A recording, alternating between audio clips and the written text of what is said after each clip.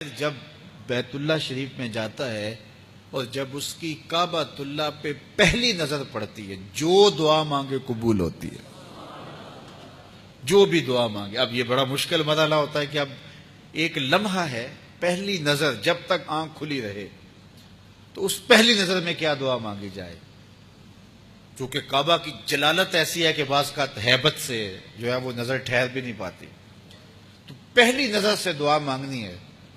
اور پھر دعا بھی زندگی کی وہ مانگے کہ جو زندگی کا اہم ترین مقصد ہے۔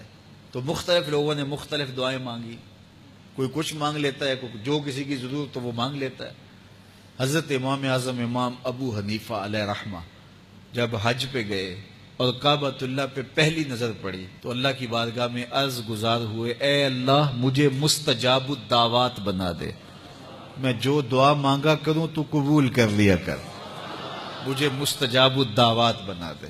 تو ایسی دعا مانگی کہ بس پھر ساری زندگی مانگتے رہو، وہ قبول ہوگی تو پھر جو مانگیں گے وہ بھی قبول ہوگا۔ تو اللہ کی بارگاہ میں کیا دعا مانگی؟ اے اللہ مجھے مستجاب الدعوات بنا دے، میری دعا یہ ہے کہ میری دعائیں قبول کرنا۔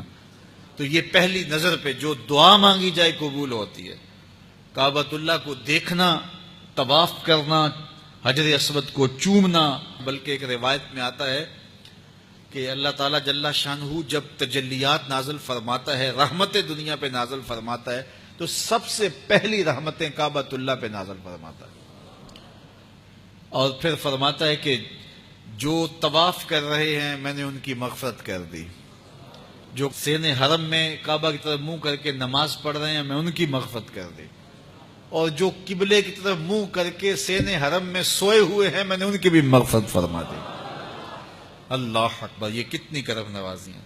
تو میرے حضور نے فرمایا اس بابرکت گھر سے نفع حاصل کرو، یہ گھر 2 مرتبہ ڈھا دیا جائے گا اور تیسری مرتبہ آسمان پہ اٹھا لیا جائے گا۔ 2 مرتبہ ایسے حالات پیدا ہوں گے کہ کعبۃ اللہ گرایا جائے گا، اور پھر تیسری مرتبہ قیامت کو اللہ تعالیٰ اس کو آسمان پہ اٹھا لے گا۔ تو کہا قبل اس سے کہ یہ گرا دیا جائے، کعبۃ اللہ اٹھا لیا جائے، فرمایا یہ بابرکت گھر رحمتیں بانٹ رہا ہے، اس سے بھرپور نفع حاصل کرو۔ اللہ اکبر، یہ سعادت بڑے لمحے اللہ تعالیٰ آپ کو، مجھے، ہم سب کو نصیب فرمائے، اور ہمیں بار بار اپنی تحلیس کی با ادب حاضری نصیب کرے۔ حج کی بہت ساری قسمیں بیان کی گئی ہیں، مختلف میقات مقرر کیے گئے ہیں کہ ذوالحلیفہ سے احرام باندھ لیا جائے، یا لملم سے احرام باندھ لیا جائے، اور بیر علی سے احرام باندھ لیا جائے۔ تو مختلف مقامات ہیں، لیکن سب سے اشرف کون سی جگہ ہے؟ یہ آپ کے دل میں بھی رشک پیدا ہوگا۔ میں نے بچپن میں جب بھی حدیث پڑھی تھی اس وقت سے میرے دل میں آرزو ہے، اور میں نے وہاں ایک شخص کو دیکھا بھی، اس نے مجھے بتایا کہ میں وہاں سے احرام باندھ کے آیا ہوں۔